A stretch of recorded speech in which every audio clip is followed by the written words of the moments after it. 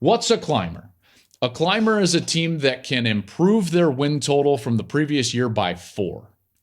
That's a drastic improvement.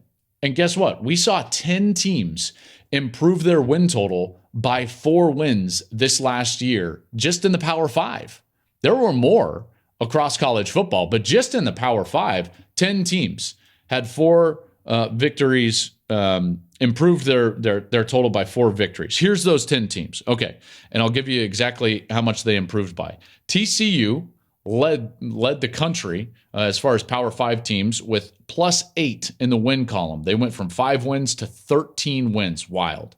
Washington was a +7. They went from 4 wins to 11 wins. That's what a new coach and a new quarterback can do for you. USC was a +7 as well. They went from 4 to 11. Speaking of new coach and new quarterback, just like Washington. Duke, quietly, +6 in the win column from 3 to 9. Florida State was a +5. They went from 5 wins to 10 wins. Really good year for Mike Norvell. Kansas was a +4. They went from 2 to 6. Tennessee was a +4 from 7 to 11. Penn State, same, +4, 7 to 11. LSU was a +4, 6 to 10. And Arizona, no one, even bats an eye because they didn't even go to a bowl. They went from 1 win to 5 wins. So they were a +4. So those are your 10 teams that I would say were able to climb. +4 in the win column is a big deal. And so those climbers, that will be replicated. In particular, in this modern era of college football with the transfer portal, combined with NIL really, is that you're going to see teams have the ability to change their fortune in one season and climb drastically. So who are the teams that I look at, that could be those climbers? This is a really cool category because it's going to happen. It's going to happen, and it's going to happen every single year. And it'll be fun to try to look at the landscape and say, okay, what's changing? What type of transfers are going to which places, and which teams can make that leap and get themselves up into a tier where they are not currently occupying? I've got 4. There might be more, and there probably will be more, but I've got 4 teams that I think are my climbers for 2023.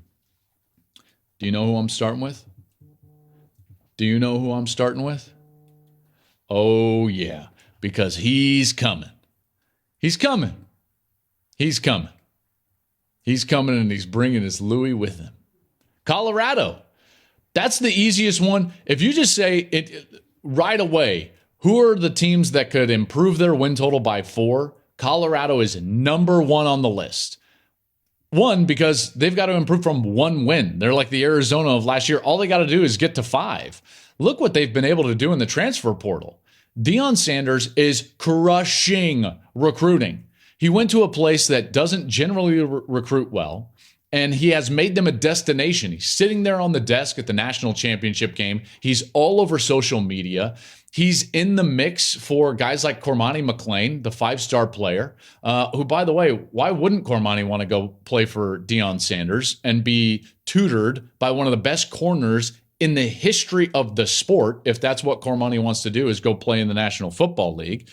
But here's Colorado crushing it in the transfer portal, going to totally transform their roster. They'll probably have 20, 25 new players, most of them, if not every one of them, better than what left.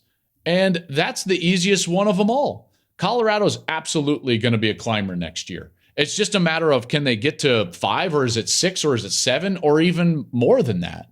They'll have a new quarterback. They'll have a new coach. They'll have a totally different identity and attitude, and the Buffs are coming.